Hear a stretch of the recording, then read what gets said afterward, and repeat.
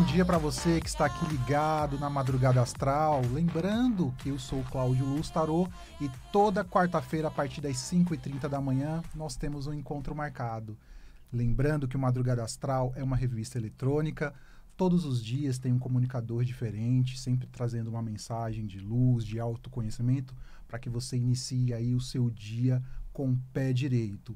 Hoje nós temos um convidado. Nos programas passados eu estava sozinho, mas voltamos naquele modelo podcast e eu tenho a honra de estar aqui comigo, de receber Ângelo Gabriel. O Ângelo Gabriel, ele é tarólogo, né? Ele é conhecido como o eremita aí nas redes sociais. Ele é criador de conteúdo e ele se define como apaixonado pelo tarô. Ele também criou a comunidade O Eremita para falar sobre tarô também e tirar aquele misticismo. É isso mesmo, Ângelo? É a ideia, primeiramente. Obrigado pelo convite, eu amei.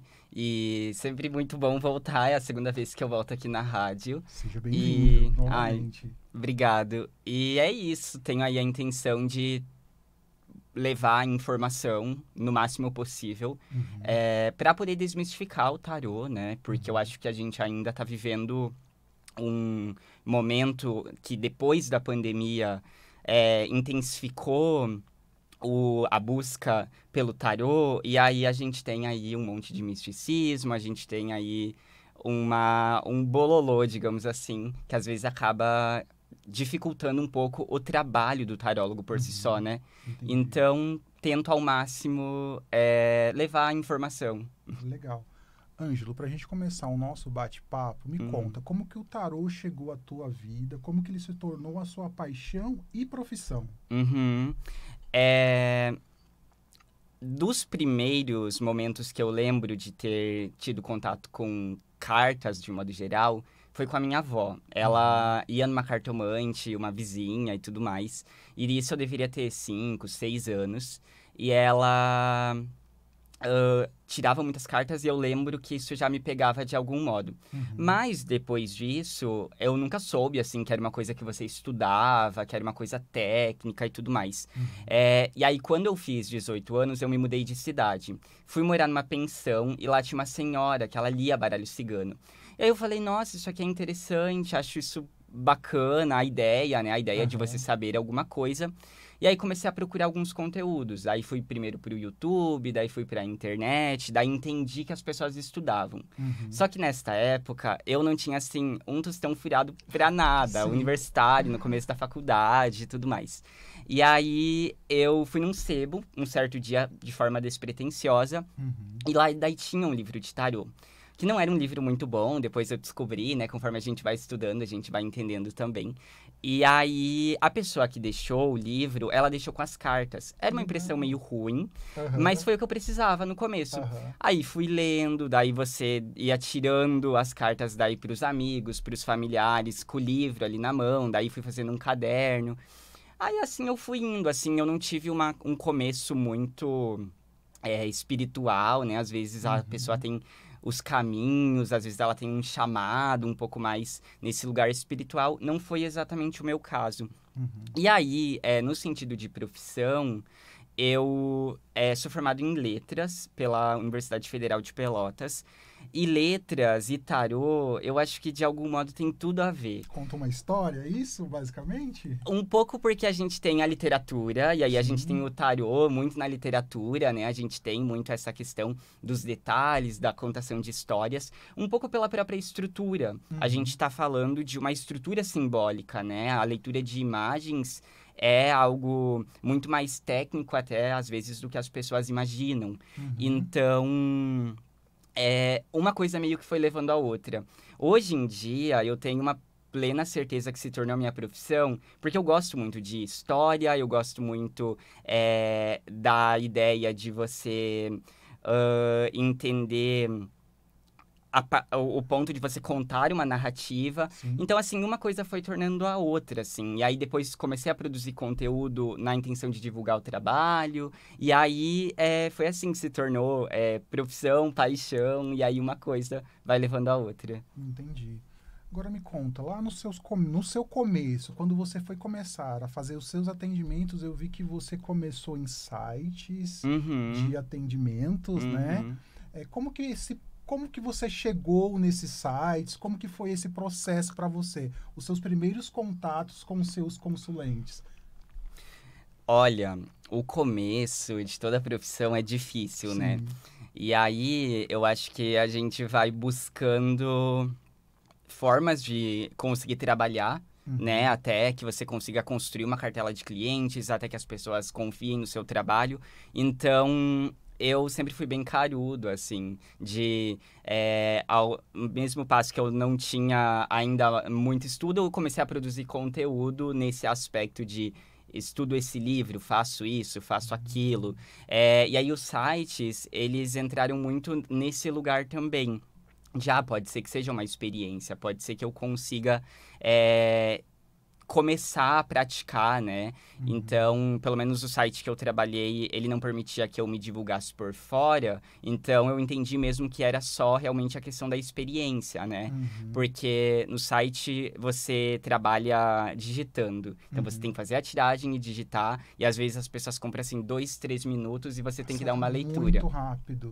E aí, assim, é leitura de uma frase, é leitura de um texto de um parágrafo. Então, Uhum. foi muito nesse aspecto da experiência, assim. Aí, conforme eu fui criando conteúdo, Pelotas é uma cidade relativamente pequena. Então, as pessoas da cidade foram me conhecendo. E aí, depois disso, eu fui trabalhar num bar também, tirando tarô. Aí, a gente tem aí as leituras online. Eu posso dizer que a maior parte das minhas consultas elas foram de forma online Uhum. na vida, pouco atendimento presencial, assim, se for Uhum. comparar.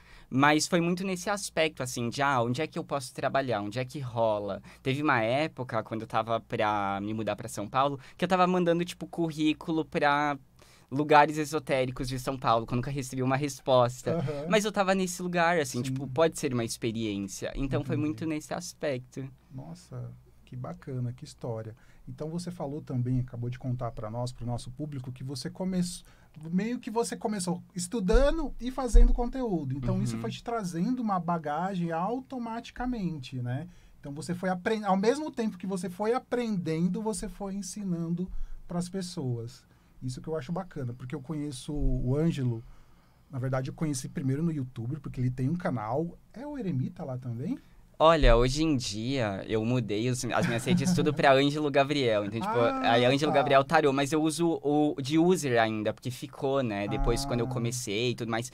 Porque chegou um momento, só pra contexto, que as aham. pessoas não sabiam meu nome. E aí Ente- eu tava tipo, Você quis trazer uma marca. Aí eu é. falei, então vou mudar para Ângelo Gabriel. Exato. E aí agora as redes sociais então são todas Ângelo Gabriel. Isso, mas daí como user aí ainda ficou Eremita. Entendi, É, bacana. isso. Outro detalhe, gente, ele traz um conteúdo super assim didático no TikTok, por exemplo. Eu acompanho ele antes de vir aqui para a rádio. Eu já o acompanhava e para você que está iniciando aí no tarô, quer ter um conteúdo de qualidade, segue lá. Lá é o Eremita ainda, né? Ou você já Aham. mudou também? De nome eu ainda também tô usando como Ângelo Gabriel Tarô, mas o user é o Eremita. Então segue lá agora. Procura lá, o Ângelo Gabriel ou arroba o Eremita. É isso mesmo? Isso mesmo, com 2 T's. Então vamos lá. Voltando à pergunta, que tipo de interação com o público mais te surpreende? Tem alguma história marcante, assim, dos seus atendimentos ou a sua interação com o pessoal das redes sociais? Tem alguma história, assim, que você falou, ou algum atendimento? Falei, nossa, essa eu preciso contar, eles precisam saber. Olha, eu acho que conforme você vai fazendo o trabalho, você vai pegando tantas situações similares que eu nunca levei muito por esse viés. Uhum. Um pouco por uma questão ética, no sentido de não expor, porque a A gente está pessoa. falando de as pessoas estão passando ali por algum problema, algum tipo de fragilidade e tudo mais. Uhum. E um pouco também porque eu acho que você vai, de alguma forma, vestindo uma máscara, no sentido de, ok, agora eu estou trabalhando, eu estou 100% íntegro aqui, nesta questão específica. Agora, chega um ponto também que talvez as coisas não surpreendam mais tanto, sabe? Naquele aspecto de, nossa, isso aqui. Claro que eu acho que aos poucos você vai tirando aprendizados, você vai entendendo, isso aqui não funcionou, a gente vai colocando para outro atendimento ou até para o próprio conteúdo, né? Você vai reciclando também, mas de modo geral, eu não sei se eu consigo te lembrar assim de cabeça alguma coisa que surpreenda, que te marcou assim. Eu acho que às vezes surpreende até as coisas mais inusitadas do que exatamente as problemáticas das consultas, digamos assim, né? Então, por exemplo, de já ter ouvido da pessoa falando, você não tem idade para resolver os meus problemas. Eu tava tipo, senhora, eu não tô aqui para resolver a tua vida, os teus problemas. Mas, de modo geral... É basicamente isso. Legal. O Ângelo também ele vai participar do... É primeiro ou segundo congresso internacional de tarô? É o primeiro. É o primeiro? Eu fiquei meio na dúvida, que eu não sei se já teve algum, mas no Brasil, então, no caso, é o primeiro. E lá você vai falar sobre métodos. Já está preparado para esse seu primeiro congresso? A primeira vez que você vai palestrar? Ou já palestrou outras vezes? Olha, palestrar, assim, um evento tão grande eu nunca palestrei. E nesse congresso especificamente eu vou participar de uma dinâmica. Então não é exatamente dentro da grade de palestras. Entendi. Mas o Ney, que é o organizador, Ney Naif, vocês devem conhecer, ele chamou alguns tarólogos para apresentar esta dinâmica. Então, métodos, é isso? Isso, é uma dinâmica de métodos de tiragem, e aí cada tarólogo escolheu ali um método de tiragem dentro dos livros que ele lançou sobre métodos de tiragem. E aí eu escolhi um método que eu utilizo muito nos meus atendimentos, e a proposta é essa, assim, de pegar a galera que vai estar como ouvinte, fazer grupos, e aí um joga tarô pro outro. Grupos de estudos ali, tipo um bate-papo numa conversa para todo mundo interagir. Isso, numa dinâmica, e aí para jogar tarô mesmo, então é uma coisa da prática mesmo, né? Então também é uma forma de, além de ouvir sobre tarô no congresso, também poder jogar e poder fofocar. Eu acho que a leitura de cartas, ela também tem esta parte, né? A fofoca é algo do oráculo, algo ali da cartomancia. Vocês também vão estar ali trocando feedbacks entre si, informações, isso que eu acho que vai se tornar bem bacana, né? Isso acontece quando? O congresso vai acontecer do dia 2 ao dia 7 de forma online. Então, é uma grade de palestrantes bem grande, assim, e tem muita gente boa. E o que eu vou estar na dinâmica é no dia do presencial, que é dia 9 de agosto. É num sábado. E aí também, assim, durante a manhã vai ter palestras, daí no início da tarde vai ter essa dinâmica, e depois a gente vai até o final da tarde com outras palestras também. E o que eu acho bacana é que não envolve o tarô só enquanto algo técnico, mas também as vivências que a gente tem. Então, por exemplo, quais são os limites de falar de saúde na leitura oracular? Importantíssimo. A gente falar, sei lá, de recorte de gênero e sexualidade dentro das leituras da atualidade, né? O discurso enquanto ler cartas precisa ser atualizado e afins. Então, eu acho que a gente tem temas muito clássicos, no sentido, né, das palestras, das abordagens e afins, mas a gente também tem temas muito atualizados que, enfim, vai ser incrível. Vai surpreender, eu tenho certeza. Vai. Agora, ele é tarólogo, também é comunicador. Quando ele concluiu a formação acadêmica dele, o tema foi tarô também. Foi. Né? Como que foi isso para você? Assim? Como que surgiu a ideia? Não, vou colocar no meu TCC tarô. Olha, eu acho que eu só consegui concluir a faculdade porque eu consegui, de algum modo, levar o tarô pro meu TCC. Entendi. Que é uma loucura, assim, você produzir TCC. Então, você começa, sei lá, lendo sobre o tema um ano antes, e aí você produz aquilo em 6 meses, e aí você manda para o seu orientador e ele fala, isso está um lixo, isso aqui não tem como publicar, e vai ficar horrível, vai reprovar. Então, assim, você vai construindo as coisas aos poucos, mas eu como já estava trabalhando com tarô ainda no processo de estar fazendo faculdade, eu já entendia que tinha muitas similaridades. Então, eu sempre falo que eu aprendi muito de tarô fazendo linguística. E linguística não era para aprender tarô, mas era para aprender a estrutura da língua e como que a linguagem se forma e tudo mais. Então, eu já conseguia entender, ok, se tarô é uma estrutura simbólica, a gente tem uma linguagem aqui, talvez eu possa fazer o meu TCC em volta da linguística. E aí aconteceu o mesmo na literatura. No final das contas, eu fui falar sobre tarô a partir da literatura. E aí eu falei sobre diferentes representações em baralhos de tarô e o que o autor intenciona comunicar a partir de uma nova representação, pelo menos tentando reproduzir a mesma ideia de um tarô de 1900, que é a ideia, que é o tarô de Waite. Sim. Então, peguei o tarô de Waite e peguei um tarô que se chama Gay Tarô. Ah, eu lembro você contando essa história. E aí eu fiz essa comparação. Então, o autor desse baralho, que é o Lee Burstyn, ele pegou as 78 cartas e intencionou colocar dentro ali das imagens apenas homens homossexuais do século XXI. Esse é um baralho de 2004. Entendi. Então, a minha intenção foi dizer se isso aqui é um tarô, a gente pode considerar verdadeiramente isso aqui um tarô? Quais são as questões sociais que a gente tem a partir disso? Será que a gente não está falando só de um tarô muito panfletário que vai vender para esse grupo, mas não vai representar o que é um baralho de tarô?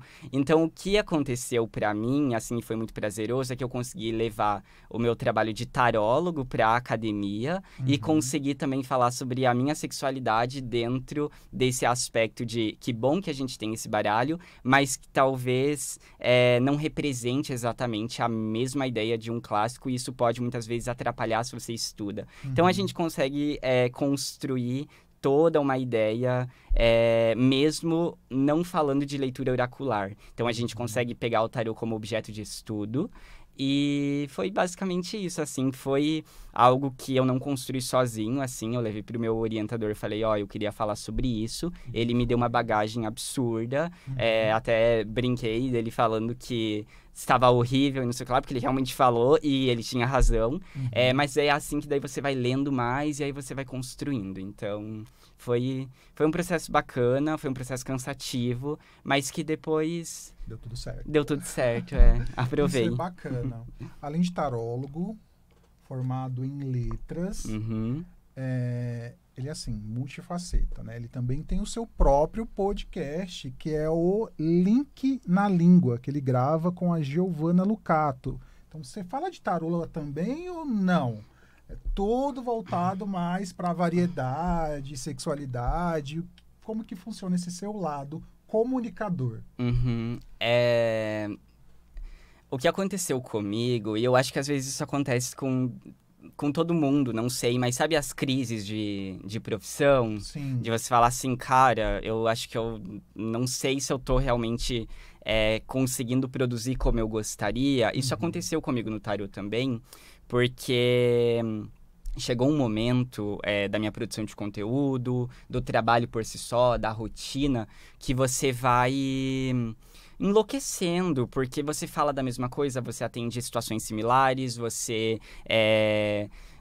tem que reciclar o seu conteúdo toda hora, você produz aquele conteúdo para vender o serviço, então você não pode simplesmente parar de produzir aquele conteúdo, porque senão você não tem clientes. Então, apesar de não ser um trabalho como CLT, é um trabalho autônomo que é você por você mesmo.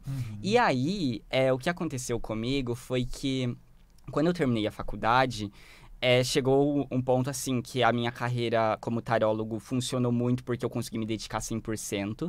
Só que passaram em torno de 1 ano e meio, 2 anos, e eu falei, caramba, eu não aguento mais fazer isso. Eu preciso voltar a produzir as minhas coisas que eu produzia enquanto fazia a faculdade. Porque na faculdade eu escrevia muito, eu lia muito mais. Ok, nem tudo era o que eu queria ler, mas enfim, lia muito mais. Fazia muito mais coisas. E aí, o Link, que é o meu podcast com a Giovana, ele vem muito nesse lugar de... Eu posso produzir roteiros para falar de outras coisas sem exatamente um compromisso. Então, assim, não é exatamente o meu trabalho que eu precise produzir, mas ele funciona muito nesse aspecto de exercer criatividade, de conseguir pensar também nas questões da atualidade, como que a gente consegue criticar também a atualidade a partir, sei lá, do entretenimento. Então, veio muito nesse lugar, assim, o podcast. E eu acho que, no final das contas, se pá, faz sentido com o tarô também. Porque no tarô a gente conta história, no tarô a gente vive a vida. Então, Entendi. foi nesse lugar. Então, você também quis trazer algo novo para trazer esse movimento na sua vida. Então, você é aquele rapaz que gosta de sempre estar inovando. Então, você estava lá em letras, aí falou, agora eu vou ser tarólogo, vou produzir conteúdo e agora tem o seu próprio podcast. Tá no YouTube? A gente tá no YouTube e a gente tá no Spotify também. A gente tá fazendo em vídeos, mas também, né? Então, se a pessoa gosta mais de assistir, ou se... Eu escuto muito podcast e já faz uns 2, 3 anos, assim, que eu escuto diferentes podcasts na minha vida. E foi muito nesse lugar também que eu fiquei com muita vontade de produzir. Eu falei, caramba, se eu gosto tanto de ouvir as histórias dos outros, eu posso contar as minhas. Sim, sim. E aí, eu também sempre falo, assim, talvez seja bom pra... vai faxinar a casa? Dá pra colocar pra escutar. Mas naquele aspecto de uma companhia, né? Então, a gente tá produzindo em vídeo, mas também a intenção, assim, é que... Escute enquanto faz uma outra coisa. E toda semana tem vídeo novo? Como funciona? Sai um dia específico, um horário específico? A gente lança episódio novo todas as quintas, às 19 horas. E todas as semanas a gente se propõe a falar de alguma coisa diferente também. Então... Temas da atualidade que tá ali. E principalmente temas gerais, digamos assim. Então, na quinta-feira passada a gente falou sobre amor, na outra quinta a gente falou sobre rotina, numa outra quinta a gente falou sobre gambiarra financeira. Então, são coisas que vão permeando. E uma coisa muito legal também é que eu tô com 25 anos agora, a Giovana tá... Um bebê. A Giovana tá com 43, e aí a gente tem um contraponto muito legal, assim, nesse sentido de... Pontos de vista diferentes. Total. Ela também, assim, tem uma estrutura muito diferente da minha, eu venho de um lugar muito diferente, eu tenho uma formação diferente da dela, então eu acho que a gente consegue conversar bem, assim, é legal, é bacana. Legal. Pessoal, o nosso programa ele tá chegando ao final. Esse programa ele vai ser dividido em 2 partes. A primeira parte foi essa com o Ângelo. Semana que vem a gente volta novamente com o Ângelo para mais um bate-papo. Não perca semana que vem que nós vamos estar novamente com ele. Ele trouxe toda a sua história aí e vai continuar trazendo mais conteúdo para nós aqui do Madrugada Astral.